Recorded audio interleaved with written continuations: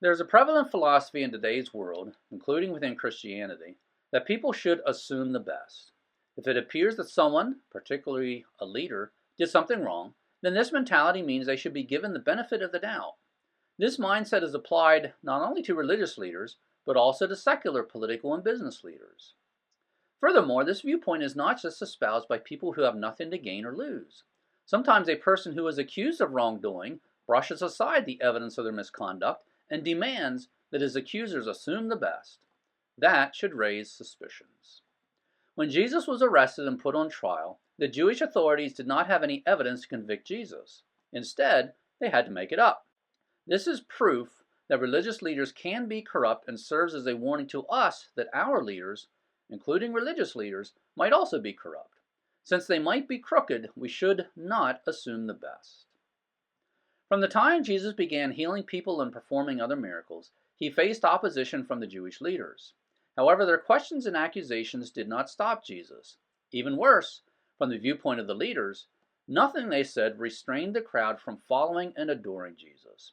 Therefore, the leaders began seeking to destroy him. As early as the 3rd chapter of Mark, we read in verse 6 that after Jesus healed a withered hand on the Sabbath, the Pharisees counseled with the Herodians about how to destroy him. Mark 11 tells us that after Jesus threw the merchants out of the temple, the priests and scribes sought to destroy him. Mark 14:1 uses the word kill to inform us of the intent of the priests and scribes. The leaders wanted to remove Jesus from the earth, but they knew Jesus was popular with the people, therefore they were constrained in what they could do. Then we see in Mark 14:10 that Judas Iscariot, one of the 12, went to the priests and offered to betray Jesus. The priests were glad because Judas was a member of Jesus' inner circle. He was able to help them find and arrest Jesus at a time and place when there would be no crowd to interfere. After Judas made his deal, Jesus ate the Passover with his disciples. Then Jesus went to the Mount of Olives. Jesus prayed in Gethsemane. When he was finished praying, Jesus announced to his disciples that his betrayer was at hand. Now let's pick up reading at Mark 14, verse 43. And immediately, while he was still speaking, Judas, one of the 12, came up, and with him was a crowd with swords and clubs, who were from the chief priests and the scribes and the elders. Now he who was betraying him had given them a signal, saying, "Whomever I kiss, he is the one. Seize him and lead him away under guard." We are so used to living in the age of photography that we don't grasp life without it. Today, when leaders send police to arrest someone, they can give the police a picture so the police know who to arrest. Because of television, the police already know what famous people look like. The Jewish leaders were not able to do that. Jesus was famous, but since they didn't have television, very few people knew what he actually looked like. They did not have a picture of him. The only way they could find him was to find the crowd that followed him, but the presence of the crowd made it impossible to arrest him. Judas solved that problem for them. He knew what Jesus looked like. He knew where Jesus went to get away from people. Judas was able to lead the Jewish authorities to Jesus at a time when Jesus was not surrounded by a crowd that would prevent them from arresting him. Verse 45. And after coming, Judas, having immediately gone to him, said, "Rabbi," and kissed him. And they laid hands on him and seized him.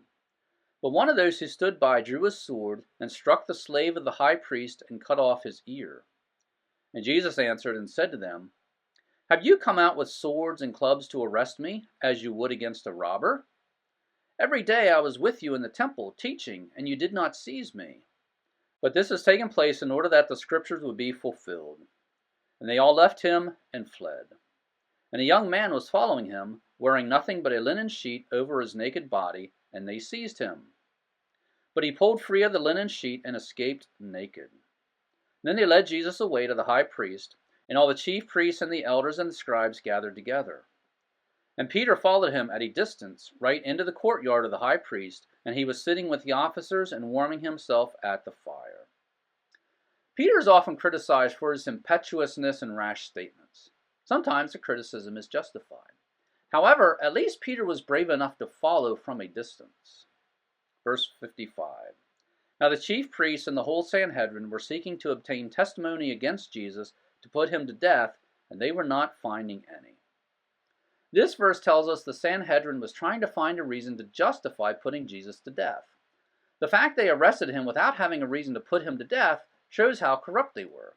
They were not interested in truth or justice. They simply wanted to eliminate an innocent man who spoke the truth about them.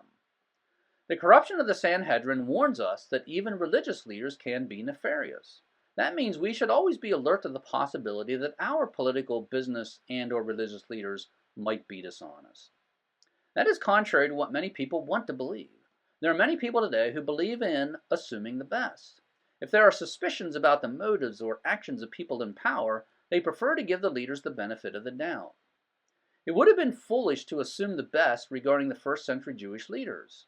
Likewise, it is foolish to ever assume the best of anyone with a position of leadership or power. Power corrupts.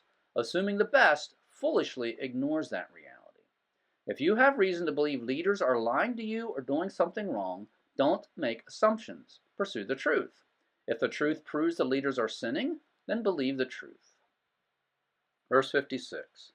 For many were giving false testimony against him, but their testimony was not consistent.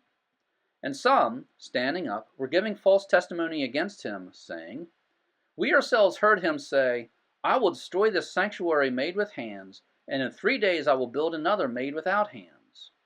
And not even in this was their testimony consistent. If the Jews had had any integrity, they would have ended the trial at this point and released Jesus immediately. Verse 60.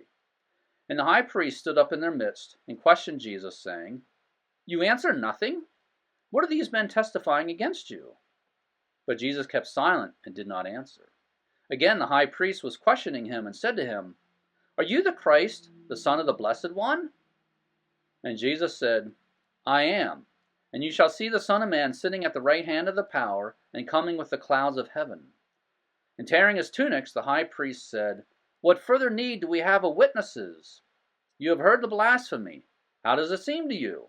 And they all condemned him to be deserving of death. So the high priest finally managed to manufacture a charge against Jesus. Verse 65. And some began to spit at him, and to blindfold him, and to beat him with their fists, and to say to him, Prophesy! And the officers received him with slaps in the face. There are many people today, including Christians, who believe in assuming the best. If there are suspicions about the motives or actions of people in power, they prefer to give the leaders the benefit of the doubt.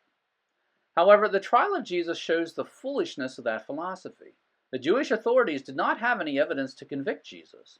Instead, they made it up. This proves that religious leaders can be corrupt and serves as a warning to us that our leaders can also be corrupt. If you have reason to believe leaders are lying to you or doing something wrong, don't make assumptions. Don't assume the best. Instead, pursue the truth. If the truth proves the leaders are sinning, then believe the truth. Thanks for visiting Bible Mountain. If you have already joined my email list, thank you and please tell others about Bible Mountain. If you have not joined my email list yet, please do so now. In order to join, go to BibleMountain.com, click on subscribe, and that will take you to a page where you can sign up. Your email address will not be sold nor given away. Once again, thanks for visiting Bible Mountain.